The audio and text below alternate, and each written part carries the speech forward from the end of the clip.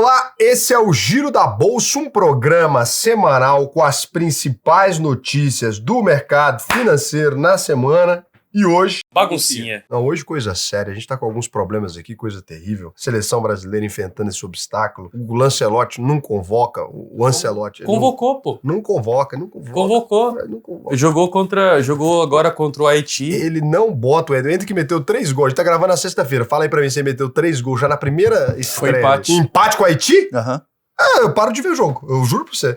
Então hoje, né, o programa tá sensacional, a gente começa aqui diretão com o nosso combalido índice Bovespa, né, a 168.333,61 pontos, caiu 3,29% na semana. O que tá acontecendo, Ricardo? Eu acho que muita confusão aí no Brasil e no mundo. Mas é nesse momento que você vê o AVP11, né, ele é mais protetivozinho, ó, 2,91% de queda só, R$ 115,36 aí, que bacana, hein? Então a gente teve uma semaninha interessante aí pra Bolsa de Valores, teve decisão dos juros mexendo com o mercado brasileiro, o Ibovespa andando na contramão das bolsas americanas e do resto do mundo inteiro. Teve ministro do STF que pistolou com os próprios colegas e o Daniel Vorcaro, o Peleleca. Mas a gente começa aqui nosso giro falando da decisão mais esperada dos últimos 3 meses, que foi o acordo histórico que parece ter saído do papel entre os Estados Unidos. Muito bom, parabéns. Muito bom. Depois de muito vai e vem, né, que você acompanhou aí juntinho aqui com a gente no Giro da Bolsa, finalmente os dois países assinaram um memorando concordando em encerrar a guerra num prazo de até 60 dias. Mas que porra, vamos combinar daqui 60 dias para a guerra? Gente, que combinado é esse? Tá parecendo eu combinando de ver meus amigos. Vamos marcando, a gente se fala. Foi um documento histórico aí, o primeiro assinado pelas duas partes desde a criação da República Islâmica, em 1979, e já prevendo a reabertura do Estreito de Hormuz. Tá cada vez mais estreita a coisa por lá, né? Para os petroleiros voltarem a navegar sem risco de ser bombardeado. E isso começou a acontecer já nessa semana, mas de forma gradual e com o Irã falando que vai voltar a taxar os navios daqui 2 meses. Além disso, o acordo garante que o Irã suspenda totalmente o programa nuclear deles e ainda destrua todo o estoque de urânio enriquecido. E do lado dos Estados Unidos, eles se comprometeram a suspender todas as sanções aplicadas ao Irã e permitir que o país volte a vender petróleo a preço de mercado. Mas o grande problema desse acordo é que ele também prevê o fim dos conflitos em todas as frentes, inclusive no Líbano, onde Israel tá batendo pé aí, mantendo as tropas, né, numa tentativa de destruir o Hezbollah, que é financiado e armado pelo Irã e é o grupo terrorista que mais lança drones e mísseis contra Israel, né? Inclusive, essa trégua muito frágil de guerra no Líbano deu uma azedada no acordo e a negociação formal que ia ser feita na sexta-feira na Suíça acabou o quê? Não aconteceu. Não aconteceu, né? O vice-presidente americano, J.D. Vance, né, ele deu uma desculpa, falou que teve um problema logístico, o Irã também deu pra trás aí, desistiu da reunião alegando que Israel tá querendo quebrar o cessar-fogo no Líbano. E isso também criou um mal-estar na relação com o Trump, que deu algumas alfinetadas no Netanyahu, né? Falou que ele deveria agir com mais responsabilidade, disse até que a Síria faria um trabalho melhor do que ele. Mas o próprio Trump acabou dando algumas declarações polêmicas sobre o Irã, deixando claro aí que o acordo não é definitivo e que os americanos podem voltar a atacar se o governo iraniano não se comportar direito. Então o que a gente tem aqui é o seguinte: o acordo com essa trégua de 60 dias foi bem recebido pelo mercado, fez a fortuna das 500 pessoas mais ricas do mundo subir mais de 330 bilhões de dólares no único dia, pouca coisa perto do patrimônio do Elon Musk. Também foi bem vista pelos principais países do mundo, né? A China e a Rússia elogiaram publicamente, a ONU comemorou, fez algumas ressalvas, não fez? E no encontro do G7 na França, vários líderes foram solidários com o Trump, que acabou saindo bem no saldo final dessa história aí. E isso tudo é bom aí, né? Porque deu um alívio na inflação, até porque só essas notícias positivas já fizeram o petróleo, que chegou perto dos $120 o barril, cair para o mesmo patamar que estava antes da guerra, perto dos $80. E aí a reação foi boa nas bolsas da Ásia e da Europa, e esse movimento de alta também aconteceu onde? Nos Estados Unidos, né? Mas não aqui no Brasil. E muito disso em função, né, do peso da Petrobras no índice Bovespa. O acordo do Irã e a queda do petróleo derrubaram as ações da estatal, que voltaram a negociar abaixo dos R$40, o que não acontecia desde o fim de fevereiro, quando essa coisa toda começou. As outras petroleiras, Prio, Brava e PetroRecôncavo, todas também fecharam no vermelho, né? Porque se o petróleo estava mais alto, você tem ali um benefício para elas, né? Porque elas estavam operando com a mesma capacidade de antes, só que vendendo mais caro. Quando abaixa, então prejudica elas ali, né? O governo aí até falou que pode pode acabar com esses subsídios no combustível aí se o petróleo se estabilizar perto dos $80, mas é claro que não foi só isso que derrubou nossa bolsa. A gente também teve o quê? Decisão de juros aqui no Brasil e nos Estados Unidos, né? Isso sempre mexe muito com os mercados. O mercado ele dança quase Macarena nesse dia. Lá nos Estados Unidos, o Banco Central manteve a taxa básica como estava, numa faixa entre 3,50% a 3,75% ao ano. Raul, isso aqui é porque o Trump, ele é doido, não tem certeza? Não, sempre foi assim. Mas passou um recado aí preocupante de que pode subir os juros até o fim do ano. Os analistas estão esperando aí pelo menos mais uma pernada para cima, e isso pode ser lido de várias formas diferentes. É bom para os investidores que compram títulos públicos americanos, porque um juro maior significa mais rentabilidade para quem empresta dinheiro para o governo, né? Mas isso acaba tirando dinheiro que iria para os países emergentes como o Brasil e ao mesmo tempo sinaliza que o Banco Central está com medo de inflação, que é sempre muito perigosa pensando na estabilidade dos mercados. Inflação é ruim em todo lugar. É ruim em português e é ruim em inglês também, tá? Então, pau que dá em Chico, dá em Francisco nesse aspecto, e taxa de juros alta arrebenta o comércio local. Inclusive, eu fiz um vídeo só sobre isso aqui, ó, só sobre taxa de juros, pra você entender isso. O que taxa de juros? 28 minutos de taxa de juros. Então, o que a gente tem aqui de reação imediata é a compra de dólares para investir nesses títulos do governo americano, e essa demanda maior fez o dólar subir quase 2% nessa semana aí, tá? Voltando para casa dos R$5,15. Dólar caro é aquele que a gente não compra, né? Falei para vocês, agora já tava bom para comprar dólar. O pessoal quer comprar dólar quando chega em 6. Aqui no Brasil, o movimento do Copom foi o oposto. Os diretores do Banco Central cortaram mais uma vez a taxa Selic, que passou de 14,50% para 14,25% ao ano. Foi uma queda tímida, né? Que o mercado já vinha projetando e que na prática reflete um cenário de alta gradativa da inflação, que voltou a passar dos 4,70% nos últimos 12 meses, estourando o teto da meta, que é de 4,5%. Você que estava pensando aí, vou comprar um drink pra gatinha no boteco, não vai rolar. A inflação desse jeito aí complica, né? Pensa quanto tá custando um drink pra um jovem de 16 anos hoje em dia. É mais de Porque ele tem que R$300. pagar o adulto pra poder ir lá e tirar o drink pra ele na distribuidora. Fiz muito isso quando era adolescente. Aí agora, o carrego aí tá alto, né? Então o jovem vai beber menos vodka, o que significa uma queda na natalidade do Brasil. Porque se o jovem não está conseguindo consumir vodka, como é que ele vai engravidar alguém na adolescência? Fica muito mais complicado. E também mostrando aí que o Banco Central está com o pé atrás com relação aos gastos do governo, que não está conseguindo fechar as contas, mesmo com a arrecadação de impostos batendo recorde pelo 3º ano seguido. O pessoal tá chateado já. E o problema é que o Brasil tá o quê? Crescendo menos que o esperado. Não tá crescendo. A prévia do PIB subiu só 0,5% na medição de abril. Chama de PIB asiático. As vendas no varejo também caíram e estão mostrando uma perda de fôlego dos consumidores. Então, na verdade, a perda de fôlego já se deu há muito tempo, né? O consumidor já tá com câncer. Respirando Tem por anos que ele aparelhos. tá com câncer no pulmão, não tá respirando mais. Lembrando que mais de 3 milhões de brasileiros pediram para usar o FGTS para pagar a dívida dentro do novo programa Desenrola do governo federal. É a sacanagem. Mas como tudo no Brasil tem um lado positivo, né?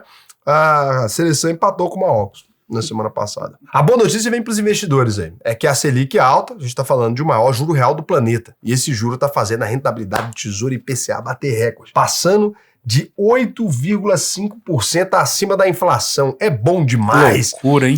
Como é bom não fazer nada e ganhar dinheiro. Esse país é uma maravilha, é uma mãe para nós investidores, né? E olhando aqui para os principais indicadores econômicos, olha aqui, ó, bota bem aqui, ó, na minha cara aqui, ó. O que a gente teve de saldo de todas essas notícias, decisão de juros, inflação, acordo com o Irã, queda do petróleo, foi o Ibovespa caindo mais de 3%, o índice de fundos imobiliários e fixos com a perda bem mais leve, as bolsas americanas subindo forte, o dólar valendo 5,15. Também no quê? Para aquele momento histórico, né? Quando você tem o corte na taxa de juros, o que tende a acontecer com as boas empresas, Ricardo? Corte de juros, empresas se beneficiam, né? Tende a se valorizar. Só que ao mesmo tempo, como a gente pegou esse conflito, desvalorizou a bolsa. Então você está num momento raro. Quem souber aproveitar isso aqui agora vai se dar bem lá na frente. Pra isso tem que estudar, né? Se você quiser aprender a aproveitar a melhor janela da década, auvp.com.br. Não tem como a gente passar por esse momento. Daqui a pouco vai começar a subir de novo, etc. E você que não fez a AUVP ainda, você vai se enrolar. E se você vier do comentário aqui, ó, desse vídeo, você clicar aí no link por aqui, eu vou saber que você veio do Giro da Bolsa. Na hora que o especialista for te atender, você vai falar assim, ó, Raul me prometeu um presente se eu fizer a minha matrícula. E fazendo sua matrícula, eu te envio um presente. Agora, tem um outro ponto também. Deixa eu aproveitar que a gente interrompeu aqui o vídeo. Quando você vai fazendo sua matrícula, esse fim de semana aí, o Ricardo, semana que vem, na sexta-feira, pessoal lá de São Paulo. Esse evento é bom, hein? Eu vou gravar o Giro da Bolsa lá. O Giro da Bolsa versão sem censura, né? Uma coisa organizada, muito democrática. Não é, não. Não tem muita piada pesada. Mentira, Hoje, tem inclusive, sim. a gente tá bem comportadinho, né? Tá Quase bem sem comportado piada nesse Pra programa. já ver isso. Educado, educação em primeiro lugar. Se você Treinando. quiser, por exemplo, ir lá nesse programa, você pode. De lá a gente vai se encaminhar pra um bar com um pedaço das pessoas. né? Então você também pode tomar uma Com com a um gente pedaço depois. ele quer dizer... É metade da pessoa. E a metade de baixo que é mais interessante. Você pode ir lá no evento se você quiser ver a gente gravar o Giro da Bolsa ao vivo. Cara, é muito legal. Um evento de... Tem Raul e grande elenco. Eu não sei quem... Raul e grande Raul e grande elenco. Vai estar lá, a gente vai trocar uma ideia. Cara, é um negócio de humor, não é pra você aprender a investir, não. Coisa bacana. Você vai pra descobrir quem é tudo aluno, o que acontece atrás das câmeras. o que acontece Tudo atrás não, das tudo é câmeras. muita coisa, calma aí. O que é aluno, você não paga quase nada, 100 reais, sei lá, 150, 100, é 100 reais, 100 conto lá pra você ir. 150. Você não compra nem uma pizza que você aí hoje. E pra você que não é aluno é mais caro. Aí nem tenta, nem clica porque vai dar azar aí, é caro pra caramba. Melhor você virar aluno e depois comprar, porque é caro pra caramba. E depois disso a gente vai fazer em Curitiba. Já aproveita. Se você for bonita, pode ir, porque o Delas, ele tá solteiro. Tô solteiro por enquanto. Delas tá solteiro, se você for bonita. Ele vai conhecer a esposa dele lá, já falou pra gente. Verdade, tô indo pra ir. casar. Ele não é bonito não, mas ele é arrumadinho. Mas sou Cheiroso, esforçado. Passa... Esforçado. E eu fiquei sabendo que ele ainda tá num bom momento de entrada. Se você for homem bonito também, o Cazé tá solteiro. Pra homem ele tá Pra solteiro. homens eu estou solteiro. Pra homem ele tá solteiro. Se quiser um rapaz, uma amizade tranquila, só com a parte de baixo. Então é isso, vai lá no evento, sério mesmo. Legal pra caramba, cara. É muito bom ter essa experiência de encontrar vocês e tal. Não vou ficar tirando 700 fotos, não. Tomar no c também. Já vou falar isso aí logo. Ah, Raul, vai tirar foto? Vai ter momento de foto. Vai ter momento de foto, vai durar meia hora. Passou de meia hora, Mas eu a vou embora. gente faz uma foto geral também.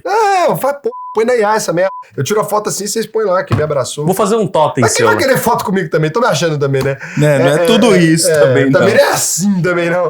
Agora vamos parar de conversa fiada aqui e vamos falar da rapidinha. O que é a rapidinha, Casimiro? Coisa boa de fazer no teatro? Não. Prefiro não. Inclusive, isso aí, tô até tendo pressão na minha vida, porque eu nunca fiz uma rapidinha pra tantas pessoas, né? Então. Já tá pensando? Essa é a grande, hein? Cara, essa rapidinha aí. E eu acabei de gastar a piada que eu ia fazer lá, né? Já então eu era, não posso tem que fazer pensar de em novo. Eu ri aqui, ó. Mas uma rapidinha, Raul, é aquela coisa que você tá ali com a morena. Hendrick entrou em campo. Não, calma aí. Ancelotti tá no palco, já vai tirar rápido. É o tempo que o Hendrick fica em campo, é o rapidinho. Então, eu tava mais pro lado do Neymar ali. A morena que é outra, você já finge uma lesão. Já fiz porra, tá pegado.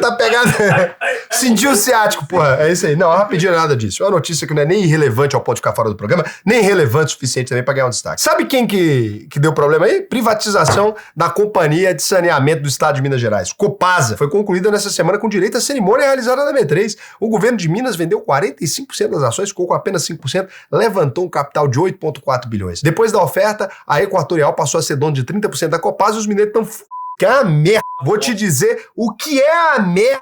É a Equatorial. Aqui o pessoal da produção, tem gente aqui que perdeu safra, não conseguiu plantar esse ano, cara, essa merda dessa Equatorial. Vou dizer pra vocês, essa porra de ficar privatizando produto que não só tem uma empresa, então você não pode escolher pro serviço, é uma merda. Tinha que ter uma concessão que pelo menos coloca 3 empresas, 4 empresas na uma disputa dessa. Desabafa aí, põe o pita aí. Ah, cara, pelo amor de Deus.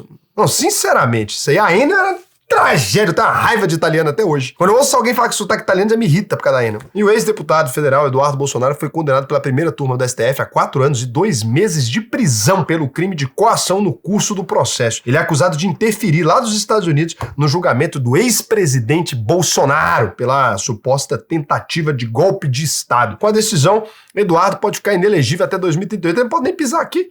Isso aí vai mudar o quê? E o senador Jacques Wagner, é do PT, tá? Entrou na mira da Polícia Federal, que investiga se ele recebeu do Banco Master o pagamento de um imóvel de 2,4 milhões. Ele não ia fazer isso, não. O senador Ciro Nogueira, PP, também tá sendo investigado por supostamente ter recebido aí uma mesada de 300 mil do Daniel Vorcaro. Pras putas pagava só 100 e pouco, isso eu fiquei sabendo. Agora pro Ciro Nogueira, que é uma p de luxo, ele pagou mais. E até o presidente da Câmara, o Hugo Mota, pode ser indiciado por ter recebido vantagem devida do banqueiro. Eu duvido que ele recebeu. Ainda sobre o Banco Master, o relator do processo do STF, ministro Andrezinho Mendoncinha, subiu o tom contra os advogados de Daniel Vorcaro, acusando a defesa de perder o pudor ao oferecer uma delação seletiva, que acabou rejeitada pela Polícia Federal e pela PGR. Perdeu o pudor? Que hora que esse cara teve pudor? Que porra é essa? Ô, André Mendonça, pelo amor de Deus, cara. O ministro também deu uma alfinetada nos colegas falando que ele nunca quis prender ninguém com a intenção de forçar uma delação premiada. Um brasileiro apontado como ex-líder do PCC do Comando Vermelho, ué, como assim? O mesmo cara? Foi preso nos Estados Unidos. Felipe Linares, conhecido como Dom, foi detido pelo Serviço de Imigração e Controle de Alfândegas dos Estados Unidos. Esse crime na Carolina do Norte, quando tentava fugir de agentes americanos. Foi a primeira prisão aí do governo americano, depois de taxar, né, como terrorista aí, o PCC, o Comando Vermelho. E para fechar aqui, a gente traz notícias realmente relevantes. Olha o que aconteceu. Os Estados Unidos ganhou o jogo e se garantiu na segunda fase da Copa. E o Trump diz ter observado Lula no G7 e afirma que o brasileiro é muito volátil. É álcool. A inspiração da pinga. Eu sofro do mesmo mal. Tem dia que o meu ar tá volátil também, viu, Trump?